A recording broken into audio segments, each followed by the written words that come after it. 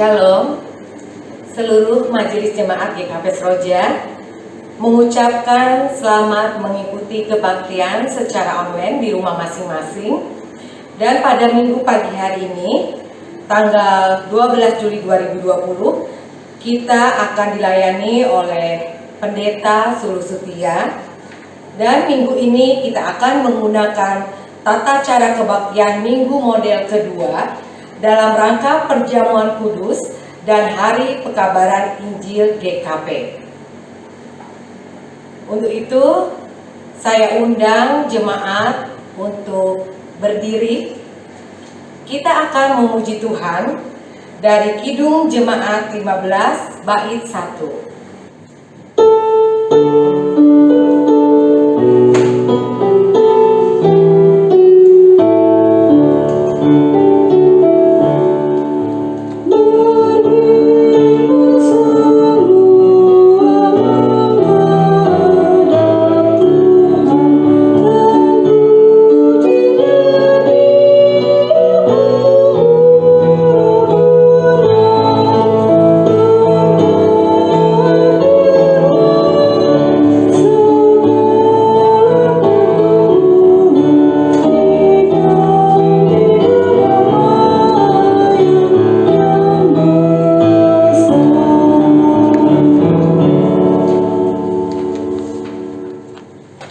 Bapak Ibu, saudara-saudari yang dikasihi Tuhan, hari ini Minggu 12 Juli 2020 kita akan merayakan perjamuan kudus dalam rangka Hari Pekabaran Injil Gereja Kristen Pasundan.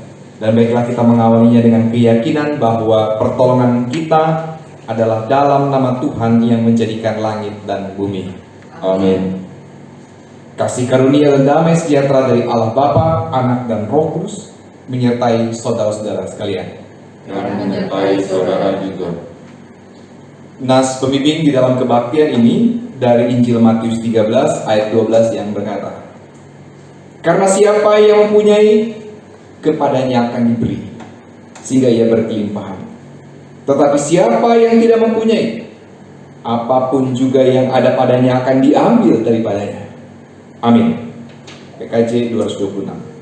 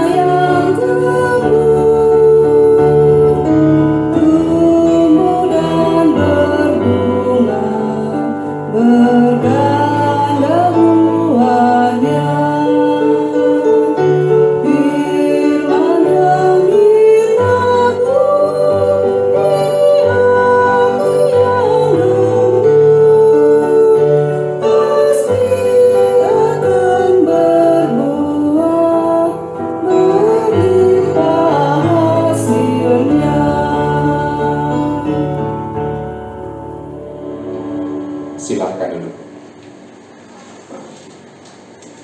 Bapak Ibu, saudara-saudari yang dikasihi Tuhan, kita menyadari dengan segala kondisi dan keberadaan kita seringkali gagal melakukan kehendak-Nya, kita berdosa di hadapan Allah. Oleh karena itu marilah kita bersama-sama mengaku dosa di hadapan Allah. Mari kita berdoa. Ya Allah yang Maha Kuasa dan Maha Pengasih, kami merendahkan diri di hadapan-Mu dan mengaku bahwa kami adalah orang-orang berdosa. seperti domba yang sesat, yang berjalan menurut keinginan kami sendiri. Kami tidak patuh terhadap suara-Mu.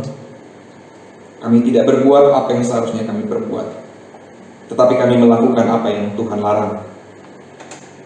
Kami tidak mempunyai kekuatan untuk melakukan kehendak-Mu, ya Allah. Namun kami tahu, ya Bapa yang penyayang, Engkau tidak menghendaki kematian orang berdosa, tetapi supaya ia bertobat dan hidup. Oleh karena itu, dengan percaya kepada Yesus Kristus, Sang Gembala yang baik, yang telah menyerahkan nyawanya sebagai pengganti segala domba, kami berseru dan memohon kepadamu demi nama Tuhan Yesus, ampunilah segala dosa kami dan kuatkanlah kami oleh Roh Kudus, supaya kami dapat hidup menurut firman-Mu. Amin. Kirim Jemaat 166.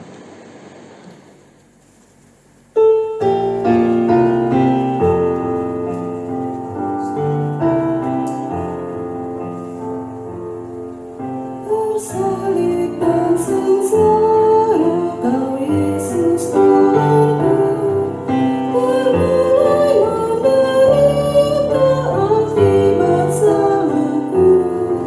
Dengan hati yang penuh sedih tak terperi, ku lihat siksaanmu yang dahsyat dan keji.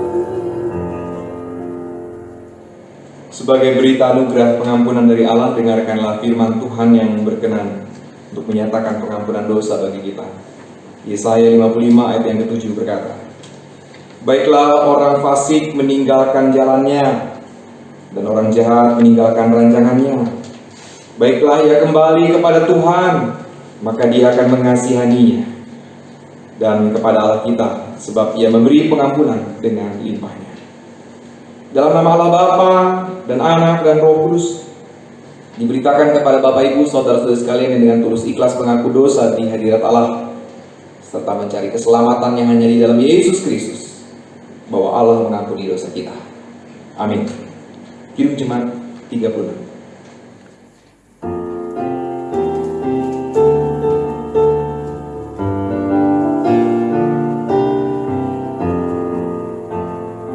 Dihapuskan dosaku hanya oleh darah Yesus. Aku pulih dan sembuh hanya oleh darah Yesus. Darah Tuhanku, sumber pemasukku, sucilah hidupku.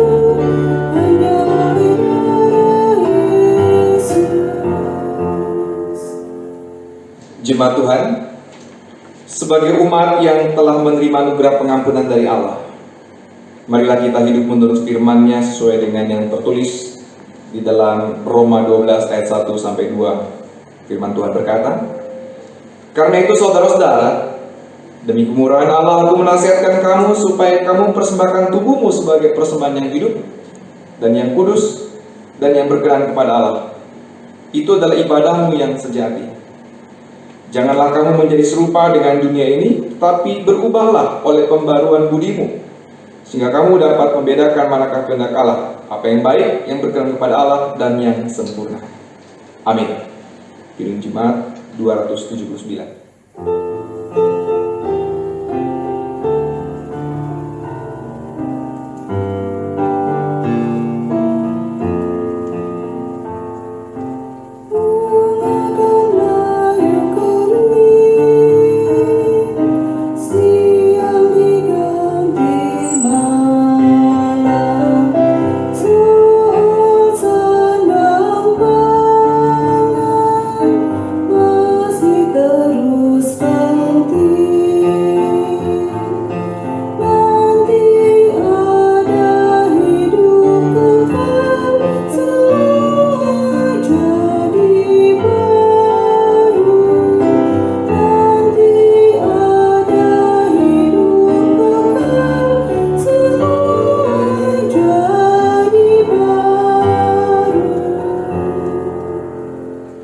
Mari kita persiapkan diri dan Alkitab kita.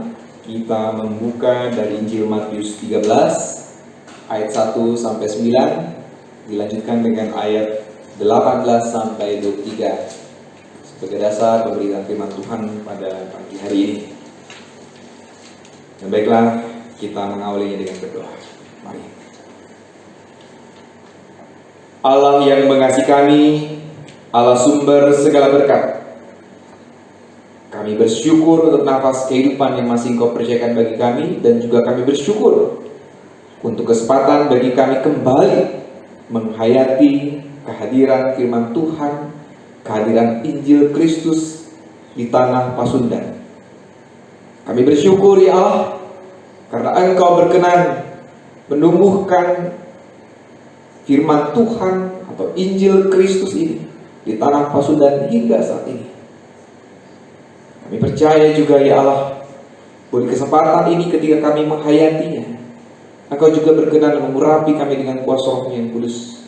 Bahkan Engkau juga akan menuntun kami dengan hikmat Tuhan, sehingga ketika kami membaca dan menghayati kesaksian firman Tuhan, kami pun termotivasi, digerakkan oleh Roh Kudus untuk mewujud nyatakan firman Tuhan ini di keseharian kami. Di dalam nama Yesus Kristus kami berdoa. Amin. Matius 13 ayat 1 sampai 9 dilanjutkan dengan ayat 18 sampai dengan 23. Saya bacakan demikian. Pada hari itu keluarlah Yesus dari rumah itu dan duduk di tepi danau. Maka datanglah orang banyak berbondong-bondong, lalu mengerumuni dia, sehingga ia naik ke perahu dan duduk di situ.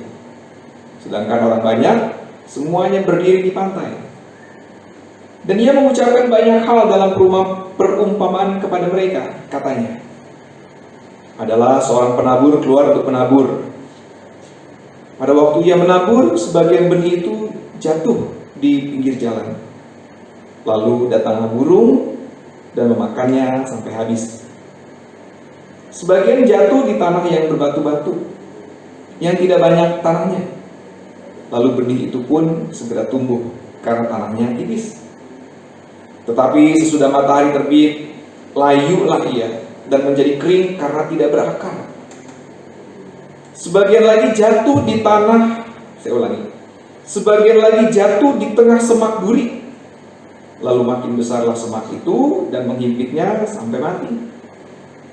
Dan sebagian jatuh di tanah yang baik lalu berbuah. Ada yang 100 kali lipat, ada yang 60 kali lipat, ada yang 30 kali lipat. Siapa bertelinga, hendaklah ia mendengar.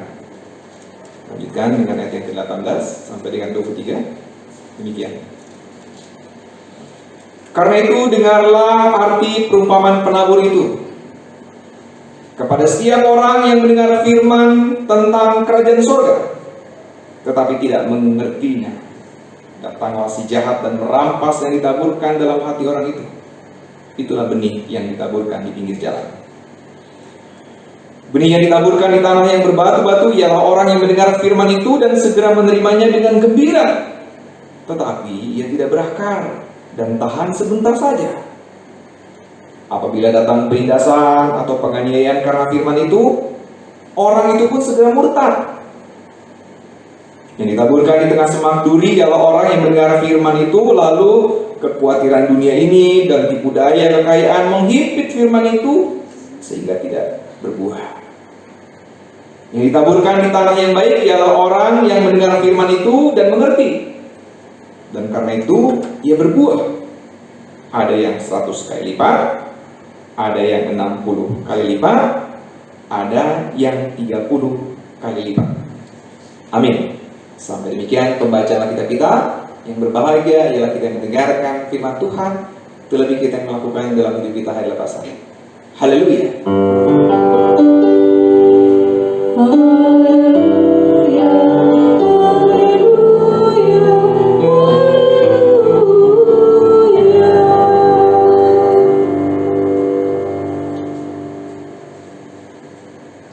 Bapak Ibu, saudara-saudari yang dikasihi Tuhan, Majelis Sinode Gereja Kristen Pasundan dalam rangka kita merayakan Hari Pekabaran Injil Gereja Kristen Pasundan hari ini mengangkat tema seperti benih yang ditabur dan berbuah. Di kesempatan ini saya hendak mengawali hasil obrolan saya dulu beberapa puluh tahun yang lalu.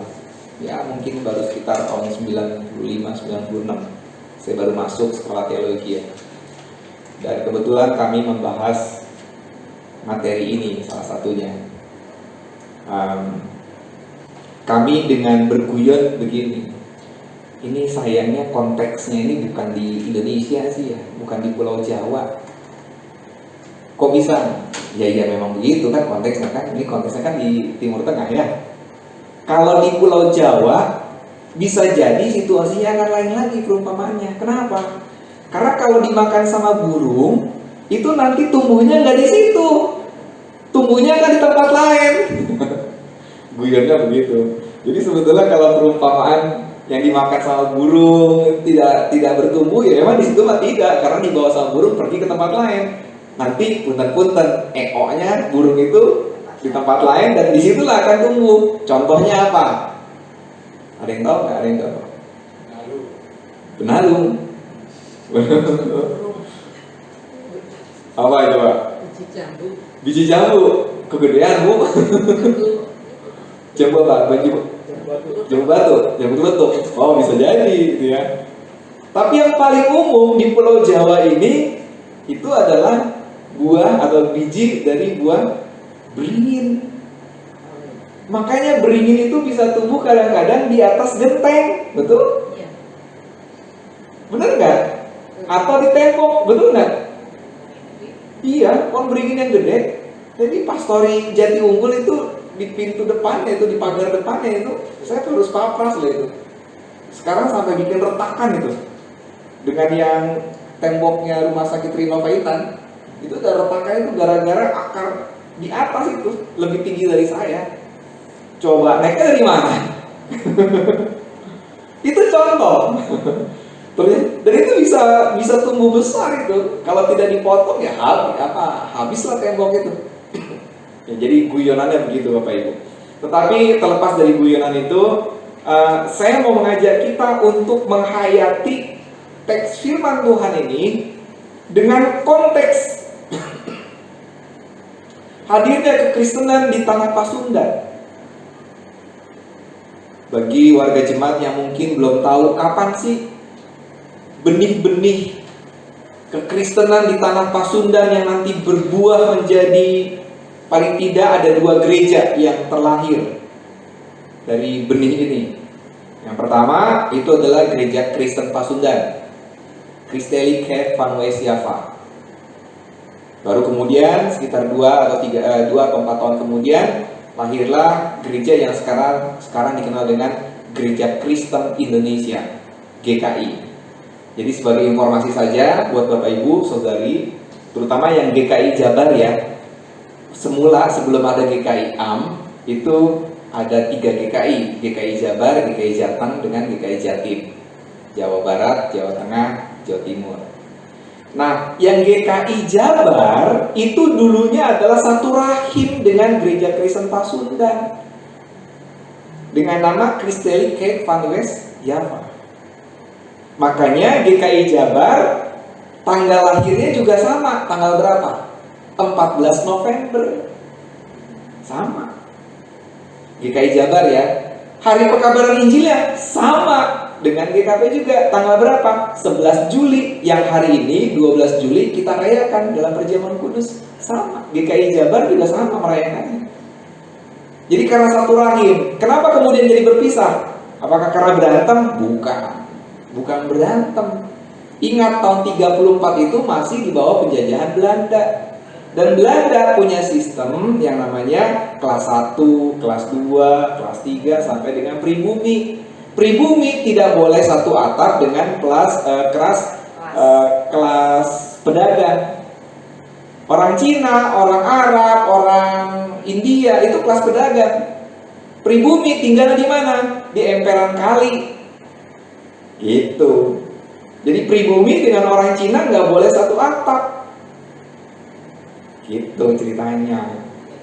Jadi beda ya, maaf. Saya seringkali ngobrol dengan teman-teman GKI yang seangkatan lah paling nggak dengan saya, bilang ya kita mah saudara, bukan karena musuhan. Beda dengan gereja-gereja yang mana terpecah-pecah karena berantem kan? Gara-gara berantem, pecah, lalu membentuklah sinode yang baru kan gitu ya. GKI dengan GKP emang enggak. Kenapa tanggal 11 yang kemudian dipilih? Karena tanggal 11 itu menjadi momentum yang dahsyat banget.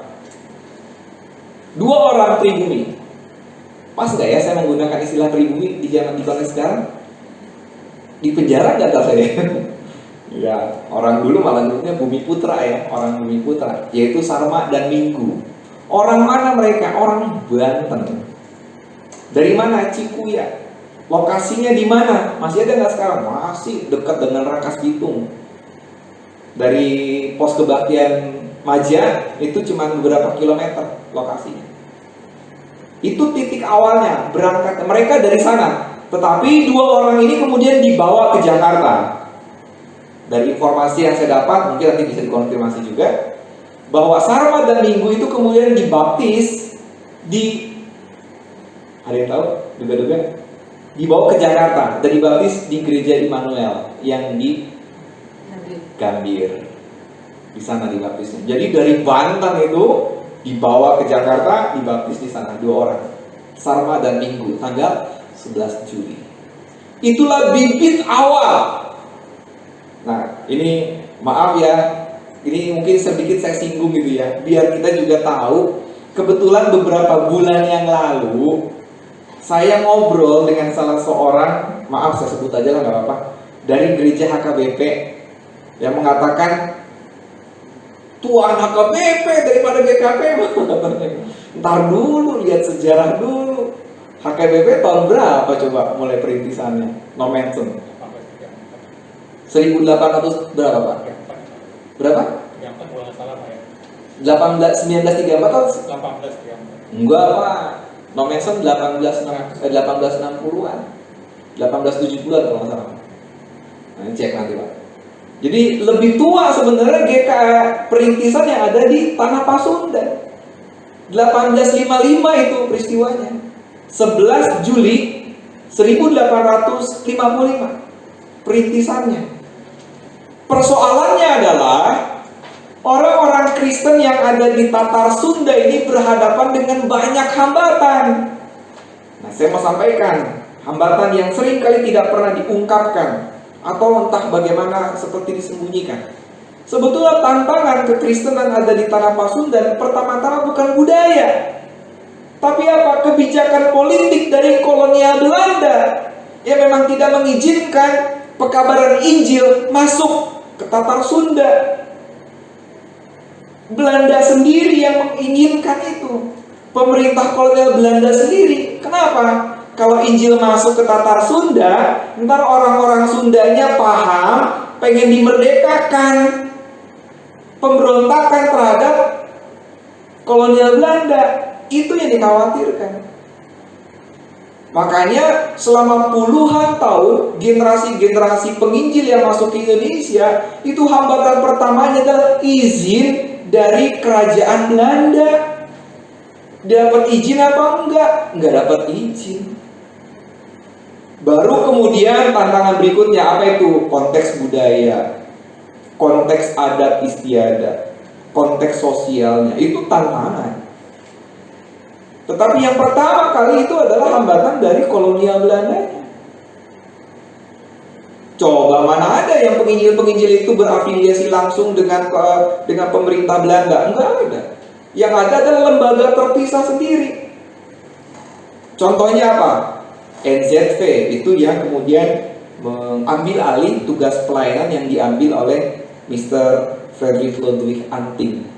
Itulah tokoh yang kemudian mendirikan kayak GKP Kampung Sawah tahun 1864 sorry, kalau nggak salah ya, 1864. Terus juga Gunung Putri. Nah, itu namanya Jemaat Anting. Nah, Bapak Ibu sekalian, ini konteks yang jelas bahwa ternyata lembaga-lembaga pekabaran Injil, lembaga-lembaga misi awal pun tantangan udah jelas dari kebijakan pemerintah. Hambatan itu jelas kalau kita mau bicara tentang teks Alkitab yang sudah kita baca. Jadi bahkan sebelum bibit itu disebar, sudah ada penghambat. Jelas ya? Berat nggak? Kalau saya membayangkan hidup di zaman itu, rasanya saya nggak akan jadi pendeta. Berat. Dan saking beratnya juga Bapak Ibu saudara Tuhan, kadang-kadang lembaga misi yang melakukan pelayanan itu pun itu menjadi sangat terbatas dari sisi finansial. Contohnya siapa? Lothar Friedrich Anting. Itu salah satu contohnya. Dia orang kaya mulanya, dia pejabat dari kehakiman dari Semarang mulanya, sampai kemudian ke Batavia. Akhir hidupnya, akhir hayatnya miskin, karena semua dayanya itu diambil untuk pekabaran Injil. Itu situasinya. Dan lembaga-lembaga misi dari Belanda pun selama berpuluh-puluh tahun kemudian dananya pun terbatas. Saya lupa untuk membuat catatan berapa gulden. Itu seberapa gulden itu kalau dibandingkan udah habis, maaf ya, kesejahteraan pendeta, kesejahteraan misionarisnya saat itu setengah bulan tuh udah habis. Dan banyak keluarga yang telantar, keluarga misionaris yang telantar. Bayangin, secara finansial terbatas, secara politik terbatas, secara budaya terbatas, hambatannya luar biasa. Tapi kok ya bisa sampai berapa ratus tahun kemudian nih? Sekarang 2020 dikurangi 1855. Oh, berapa tahun? 100 berapa? 145 tahun? Bukan, 107. 165 ya Pak? 165 tahun. Bisa survive. Bukan hanya survive, bahkan berkembang. Dengan segala keterbatasan kita, saat ini kita masih berkembang. Jadi kalau saya sebutkan Bapak Ibu, jadi nyambung kayaknya dengan apa yang tadi di awal khotbah saya bilang, seloroh atau bercandanya kami waktu tahun 95 itu. Jangan-jangan memang Tuhan itu membawa bibitnya itu bukan bibit apa yang di Timur Tengah, tapi bibitnya adalah bibit pohon apa tadi? Beringin. Sudah terhambat dari awal, tapi tetap bisa ditaburkan di tempat yang sangat terbatas. Bapak Ibu saudara Tuhan, saya mengajak kita untuk melihat begini. Ketika kekristenan lahir di tanah Pasundan begitu terbatas, ada hambatan yang begitu berat, tetapi mampu bertahan 165 tahun, dan saya sangat percaya masih akan terus berlanjut ratusan tahun yang akan datang. Itu saya imani. Bukankah ini petanda bahwa Allah tidak membiarkan kita sendirian? Lebih dari itu Bapak Ibu, bukankah ini menjadi petanda bahwa bibit yang ditaburkan di sini adalah bibit yang berkualitas? Dua sisi. Allah yang memang mendampingi kita dan tidak pernah kehilangan kasih sayang yang mendampingi kita. Dan yang kedua adalah bibit yang ditaburkan adalah bibit yang berkualitas, walaupun terhimpit tapi tetap bertumbuh dan menghasilkan buah. Saya mengajak kita untuk dari satu sisi berbangga dengan di mana kita bertumbuh bersama-sama. Karena kalau kita melihat akarnya udah siap, maka mestinya ini menjadi lecutan motivasi bagi kita untuk tidak pernah menghentikan semangat menyampaikan kabar sukacita, kabar baik bagi lingkungan. Tema yang diangkat pada pagi ini memang seperti benih yang ditabur dan berbuah. Tidak disampaikan di dalam tema ini benih yang ditabur di tanah yang baik, tapi benih yang ditabur, saya mau memperluas benihnya, ditabur di mana? Dimanapun, dengan dan bagaimanapun situasinya, tetap menghasilkan buah, bertumbuh dan menghasilkan buah. Mestinya kalau kita melihat Walaupun ini bukan cara yang baik ya. Kalau kita melihat keberadaan diri kita saat ini, mestinya kita bisa berbangga, betul nggak? Tapi bukan itu yang akan kita lihat sebagai kebanggaan. Yang kita lihat sebagai kebanggaannya adalah karena Allah yang setia membuat benih ini bertumbuh dan menghasilkan buah.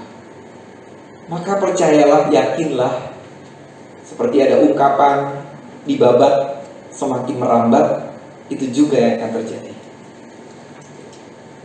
Untuk nama Tuhan dipermuliakan, bukan untuk keagungan diri kita.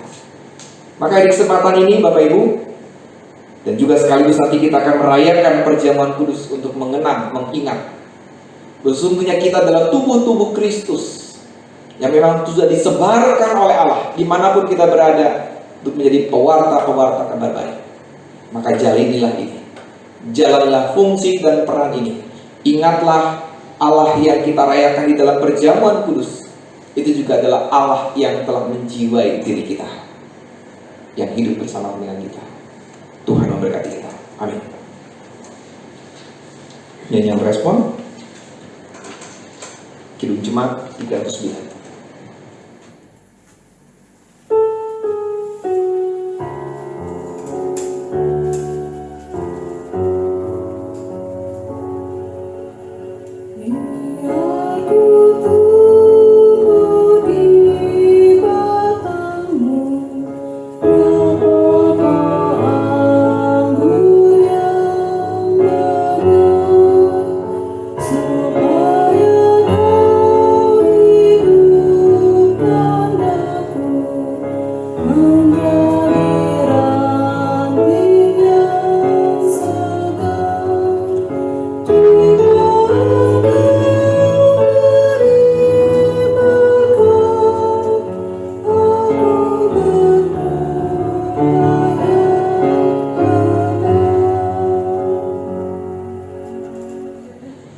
Jemaat dikasih Tuhan, marilah kita berdiri. Marilah kita menyatakan pengakuan iman kita bersama-sama dengan gereja dari segala abad dan tempat dengan menyanyikan Kidung Jemaat 280.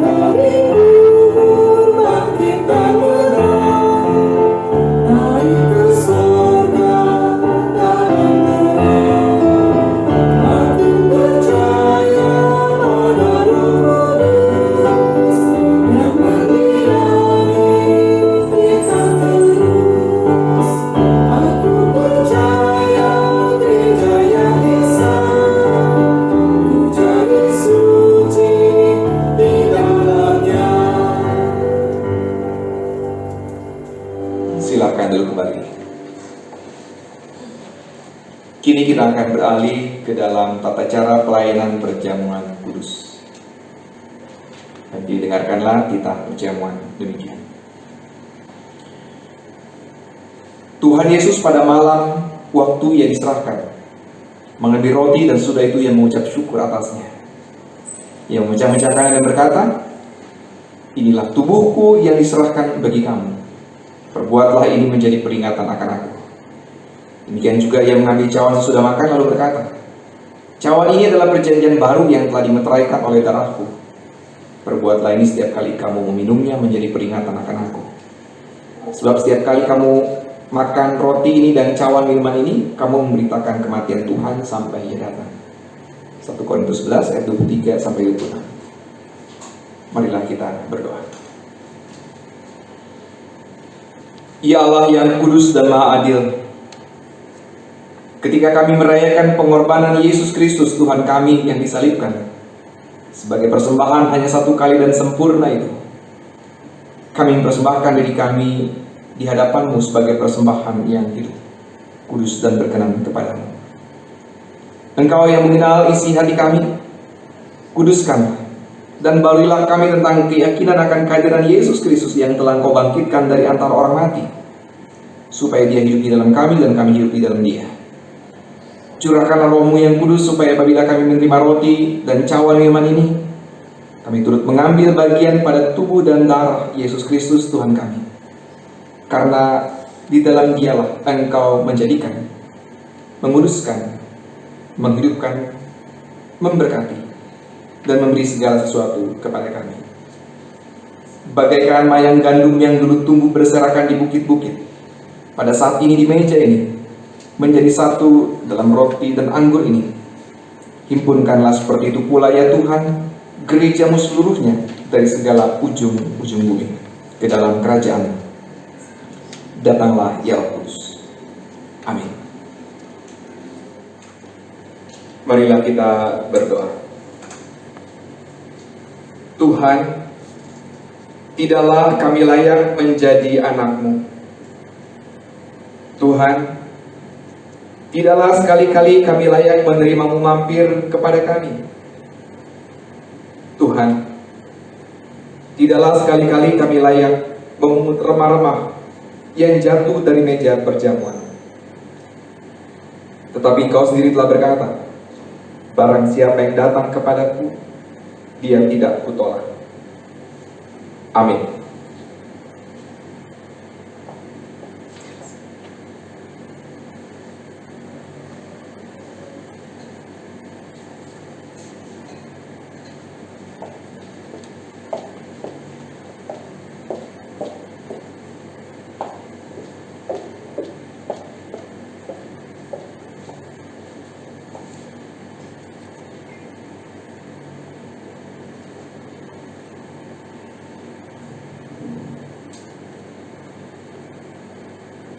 Roti yang dipecah-pecahkan ini adalah persekutuan dengan tubuh Tuhan kita Yesus Kristus yang diserahkan bagi kita.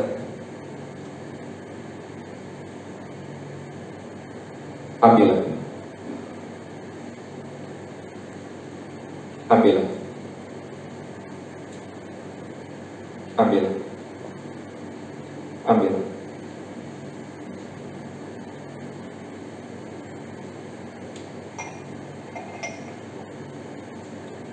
Untuk Bapak Ibu, saudara-saudari sekalian yang berkebaktian di rumah, silakan persiapkan rotinya masing-masing.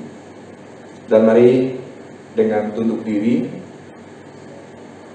kita menghayati roti ini sebagai tubuh Kristus.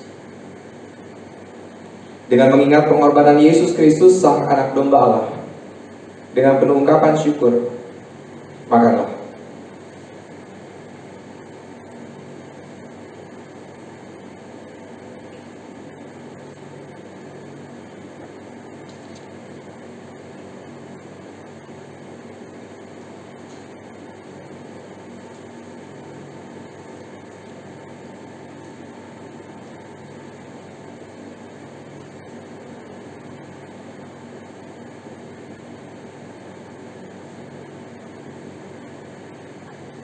Cawan minuman yang diberkati ini adalah persekutuan dengan darah Tuhan kita Yesus Kristus, darah perjanjian baru yang dicurahkan bagi kita.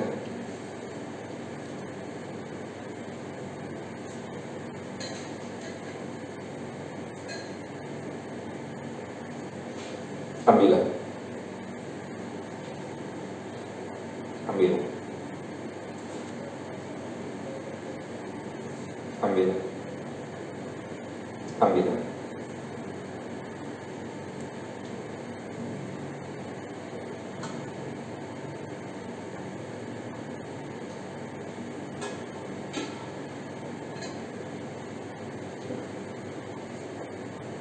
Warga jemaat yang di rumah pun dapat mempersiapkan anggurnya masing-masing, dan mari kita menghayati dengan mengingat pengorbanan Yesus Kristus, Sang Anak Domba Allah. Dengan penuh ungkapan syukur, minumlah.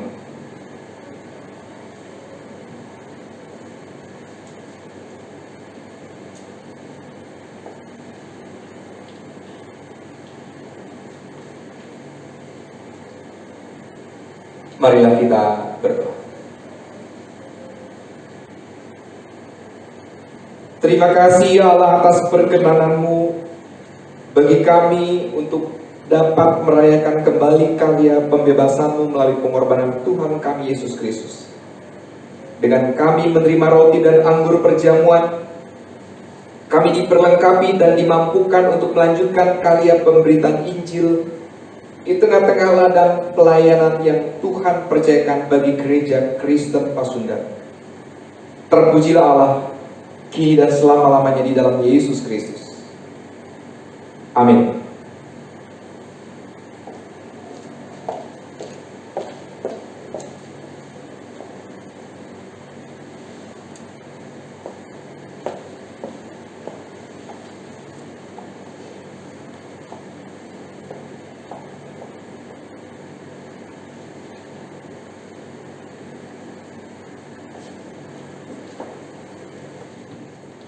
Jemaat Tuhan, marilah kita berdiri dan dengarkanlah kata-kata nasihat firman Tuhan dari Kolose 2 ayat 6 dan 7 yang berkata, saudara-saudara telah menerima Yesus Kristus Tuhan kita, karena itu hendaklah hidupmu tetap di dalam Dia.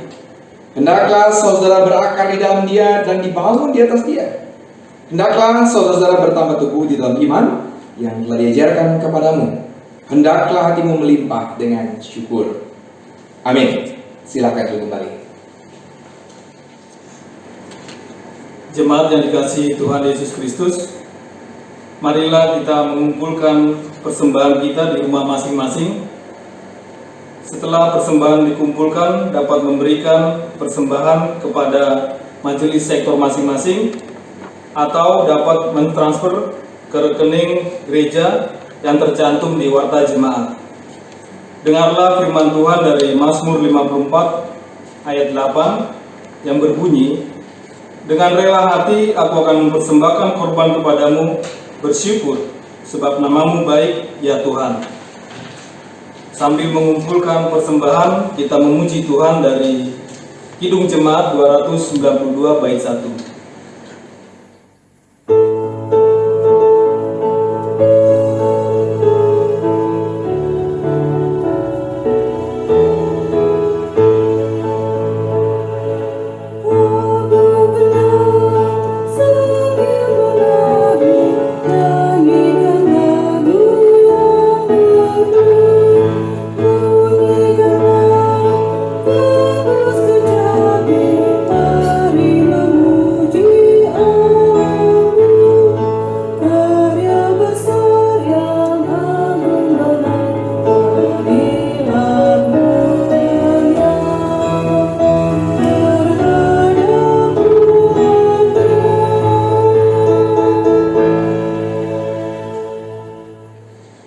Jemaat diundang untuk bangkit berdiri. Marilah kita berdoa. Tuhan yang pemurah, Engkau telah memberkati dan mencukupkan segala sesuatu yang kami perlukan. Pada saat ini kami bawa persembahan kami untuk pekerjaan bagi kemuliaan nama-Mu, dan ajarlah kami untuk mempersembahkan yang terbaik bagi Tuhan. Di dalam nama Tuhan Yesus, kami sudah berdoa dan mengucap syukur. Amin. Jemaat dipersilakan duduk.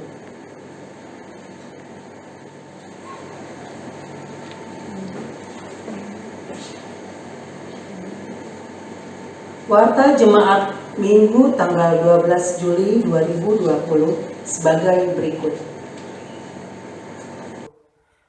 Bidang peribadahan. Perjamuan Kudus HPI GKP Minggu ke-6 sesudah Pentakosta. Pelayan firman oleh Bapak Pendeta Sulu Sutia. Dengan tema Minggu, seperti benih yang ditabur dan berbuah. Bidang pembinaan, katekisasi kelas dasar reguler akan dimulai pada tanggal 17 Juli 2020.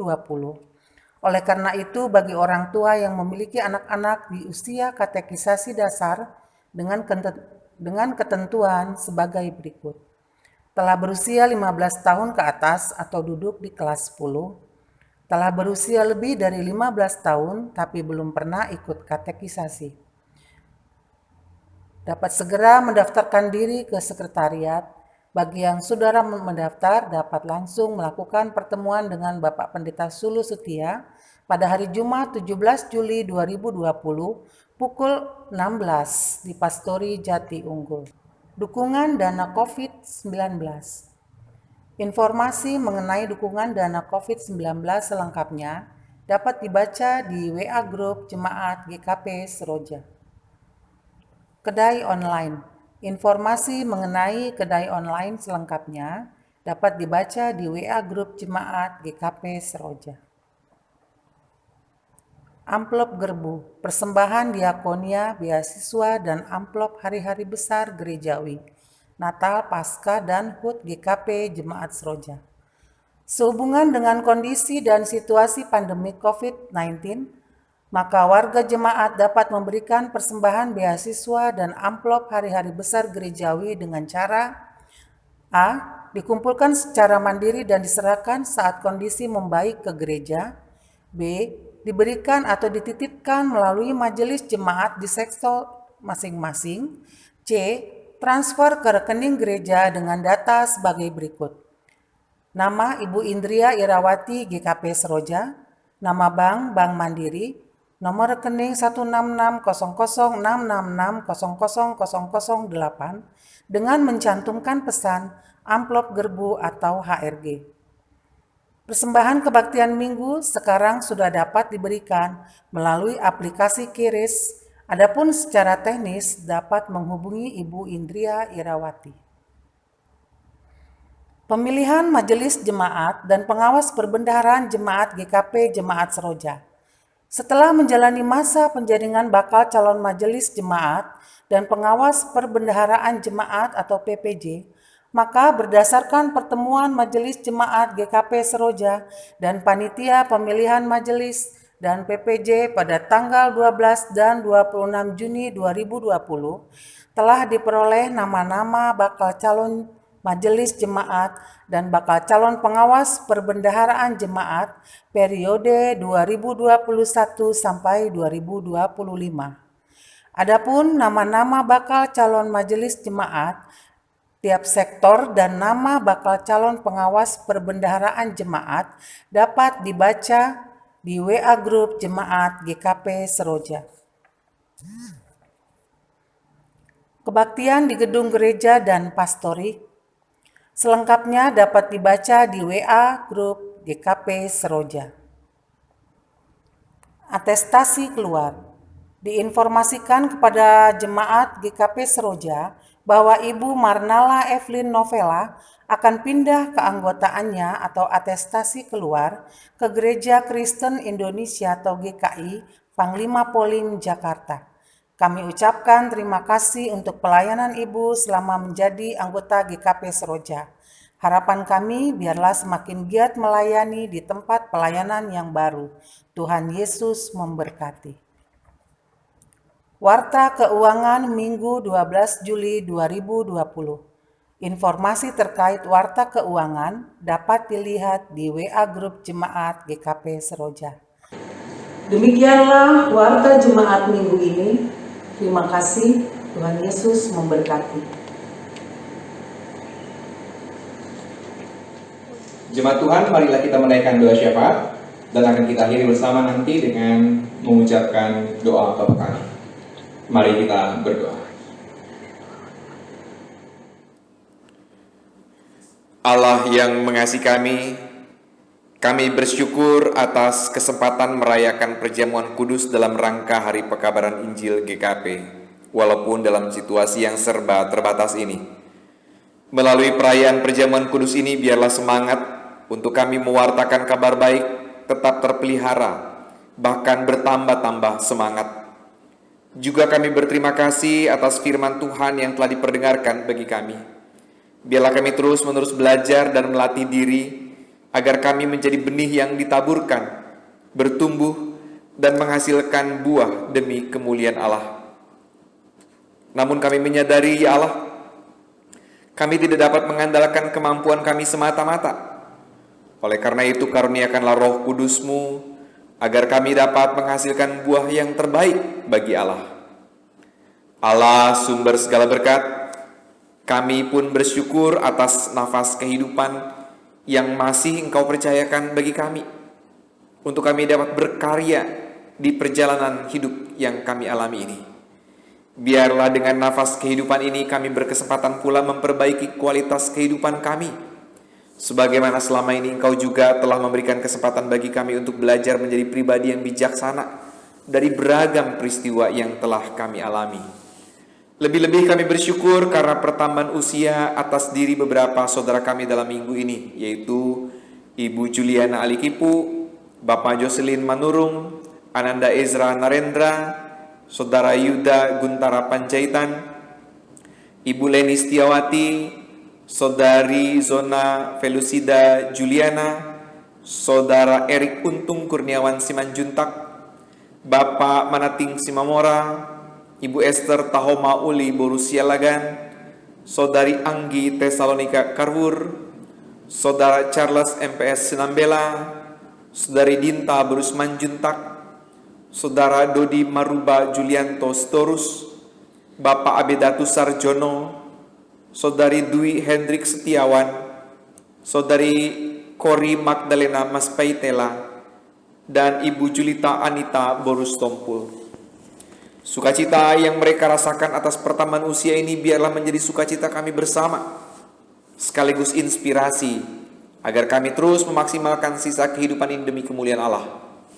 Bagi mereka kiranya Engkau sendiri yang berkenan mengaruniakan kekuatan, kesehatan, dan terutama hati yang penuh dengan damai sejahtera Allah. Ya Allah, kami juga bersyukur untuk setiap anggota keluarga kami, terutama orang tua kami yang telah lanjut usia, yang telah menjadi teladan hidup yang baik bagi pertumbuhan iman kami. Terhadap mereka kiranya Engkau sendiri berkenan memberikan kekuatan dan kesehatan agar kehidupannya pun terus menjadi berkat bagi lingkungan. Kami bersyukur untuk pasangan hidup kami dan juga kakak adik beserta dengan kerabat kami yang telah hadir di dalam kehidupan kami, yang ikut berperan membentuk karakter iman serta melatih kami menjadi pribadi yang saling mengasihi sesama. Maka biarlah berkat Tuhan pun terus mengalir bagi mereka. Demikian pula kami bersyukur untuk anak-anak kami yang dalam masa tumbuh kembangnya. Kiranya mereka isi dengan berbagai macam bentuk bekal kehidupan, entah itu pengetahuan, kekuatan, kesehatan, bahkan juga mental, spiritual, dan iman mereka. Untuk itu ya Allah, kami percayakan mereka di dalam lingkungan, lindungan, dan berkat Tuhan. Kami pun bersyukur atas kehidupan kami bersama dengan tetangga-tetangga kami. Biarlah mereka pun tidak luput dari berkat Tuhan. Biarlah kehidupan yang kami bangun bersama menjadi kehidupan yang harmonis dan mewujudkan kesatuan sebagai sesama anak bangsa yang berbineka tunggal ika dilandasi oleh Pancasila. Terutama kami memohon berkat Tuhan bagi anak-anak bangsa ini yang sedang mengalami berbagai situasi sulit dengan segala kekhususannya. Mereka yang menderita karena bencana alam, pandemi COVID-19, mereka yang menjadi korban atas berbagai bentuk ketidakadilan, yang berkesulitan beribadah, mereka yang tersingkirkan dari lingkungannya, dan juga dengan segala kondisi tertentu yang mereka jalani. Kami percayakan mereka ke dalam pemeliharaan dan kasih-Mu, sambil kami pun menyediakan diri kami menjadi perpanjangan tangan Tuhan menghadirkan berkat bagi mereka. Ya Allah yang rahmani, kami pun bersyukur atas kekuatan yang Kau karuniakan bagi kami, sehingga dalam persekutuan ini kami boleh ambil bagian dalam pelayanan walaupun dalam situasi yang serba terbatas. Engkau tidak henti-hentinya mengaruniakan anugerah-Mu, sehingga kami dapat melayani sebagai majelis jemaat, pengawas perbedaan jemaat, komisi-komisi pelayanan, bahkan di kepanitiaan dan perangkat tugas di gereja-Mu ini.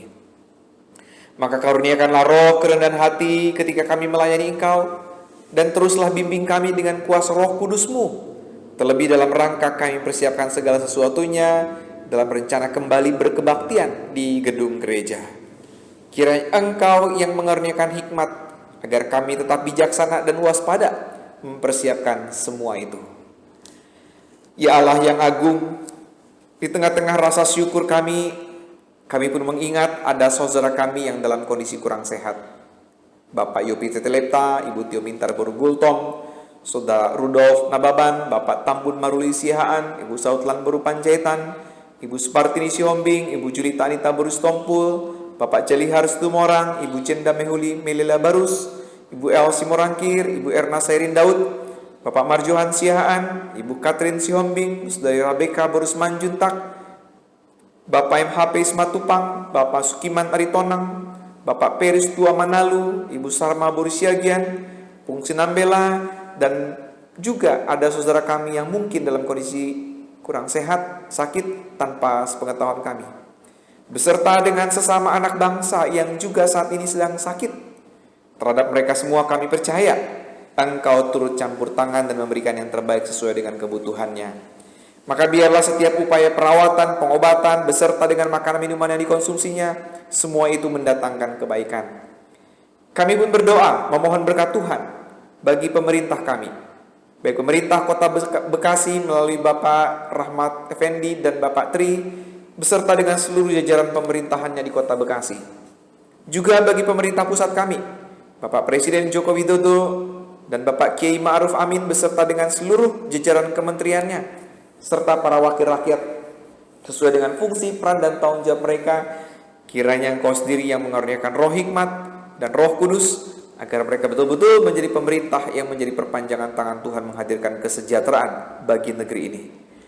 Kami pun berdoa bagi setiap pergumulan anak-anak-Mu di negeri ini, pergumulan anak-anak-Mu di gereja-Mu ini, yang sedang berproses untuk dapat memulihkan hati dan dirinya akibat kepahitan dan trauma masa lalu, yang sedang berkonflik, yang sedang mencari pekerjaan, sedang mencari pasangan hidup, bahkan juga anak-anak-Mu yang begitu merindu kehadiran keturunan, bahkan juga mereka yang berkerinduan untuk dapat berjumpa kembali dengan anggota keluarganya yang telah lama berpisah. Dalam setiap kehidupan yang mereka alami, biarlah Tuhan dapat secara jelas menunjukkan kehendak-Mu, karya-Mu, dan kasih-Mu. Berkenanlah Engkau membuka telinga-Mu lebar-lebar bagi setiap seru, permohonan, dan kerinduan mereka. Ya Allah, berkati juga setiap usaha dan pekerjaan yang anak-anak-Mu lakukan untuk meningkatkan taraf hidup masing-masing. Agar dengan berkat Tuhan, maka tidak ada usaha yang sia-sia. Dengan berkat Tuhan jugalah mereka tetap dapat terus bersuka cita dalam usaha dan pekerjaannya. Ya Allah yang penuh kasih, masih ada begitu banyak hal yang belum dapat kami utarakan di dalam kesempatan ini. Engkau Allah yang Maha Kuasa, kiranya berkenan mendengarkan dan memperhatikan seluruh rangkaian doa syafaat ini, beserta dengan doa-doa yang belum dapat kami utarakan kepadamu. Kami menaikkan seluruh rangkaian doa syafaat ini kepadamu ya Allah, melalui perantaraan Tuhan kami Yesus Kristus, Tuhan dan Juru Selamat yang telah mengajar berdoa. Bapa kami di dalam surga, dikuduskanlah nama-Mu, datanglah kerajaan-Mu, jadilah kehendak-Mu di bumi seperti di surga. Berikanlah kepada kami pada hari ini makanan kami yang secukupnya, dan ampunilah kami akan kesalahan kami, seperti kami juga mengampuni orang yang bersalah kepada kami.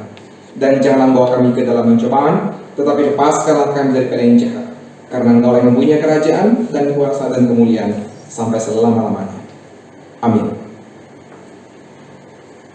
Mari kita bangkit berdiri. Kita akan menaikkan nyanyian penutup, Yesus pokok dan kita caranya.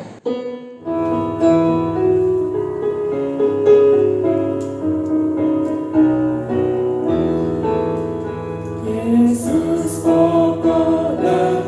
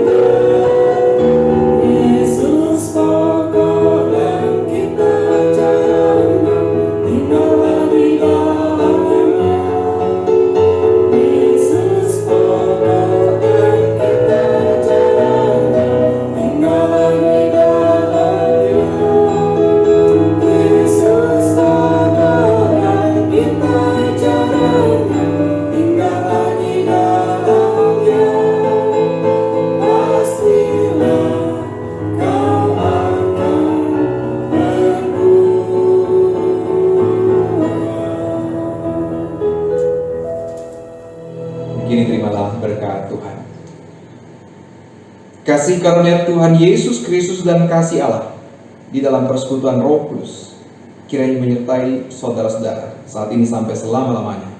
Amin.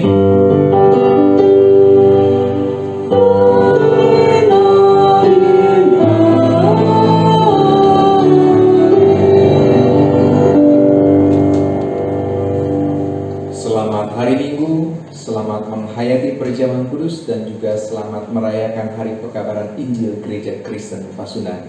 Amin.